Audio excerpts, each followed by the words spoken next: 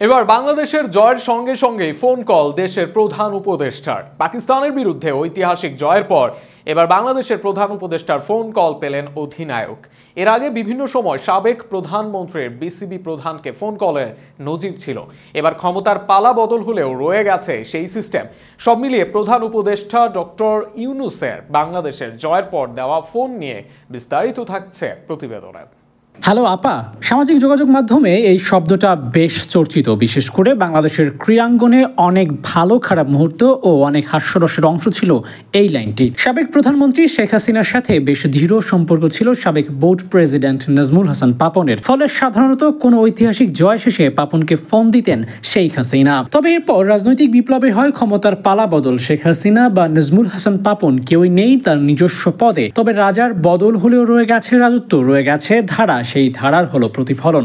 এবার শেখ হাসিনার জায়গায় আসা ডক্টর মোহাম্মদ ইউনূস দায়িত্ব পালন করলেন। বিসিবির প্রতিনিধি হিসেবে শাহরিয়ার নাফিস হলেন নাজমুল হাসান পাপন। পাকিস্তানের বিপক্ষে তাদের মাটিতেই তাদেরকে এই টেস্ট সিরিজে হোয়াইট ওয়াশ করে বাংলাদেশ। নিঃসন্দেহে এটি বাংলাদেশের ক্রিকেটের অন্যতম বড় অর্জন। আরো ক্ষুদ্রভাবে বললে বাংলাদেশের টেস্ট ক্রিকেটের সবচেয়ে বড় অর্জন। এমন অর্জনে যখন সারা দেশ আনন্দিত, তখন চুপ থাকতে পারলেন না প্রধান উপদেষ্টা ডক্টর মোহাম্মদ ইউনূস।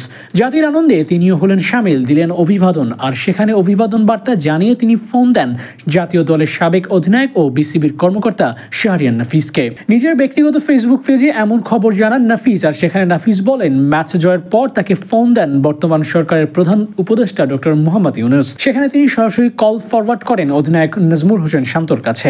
সরাসরি শান্তকে অভিবাদন জানান প্রধান উপদেষ্টা। আগের প্রধানমন্ত্রী শেখ হাসিনার মতো ইউনূসও ক্রীড়া পাগল। প্যারিস অলিম্পিক কমিটির সাথে যুক্ত ছিলেন ডক্টর মোহাম্মদ ইউনূস। তার ম্যাক্রো বিজনেস মডেল ক্রীড়াঙ্গনে সুপরিচিতি পেয়েছে।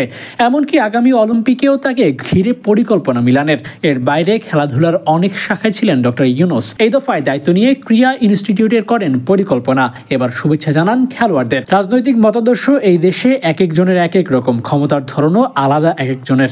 তবে একটি বিষয় দিন শেষে সবার মাঝে স্পষ্ট, রাষ্ট্রপ্রধানের ক্রীড়া প্রেম।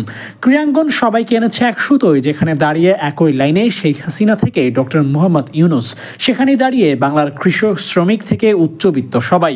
খেলাধুলা আমাদের হাসায় কাদায়। আর যে কারণেই ম্যাচ জয়ে এখনও সরকার প্রধানের আসে ফোন, অভিবাদন পান অধিনায়করা।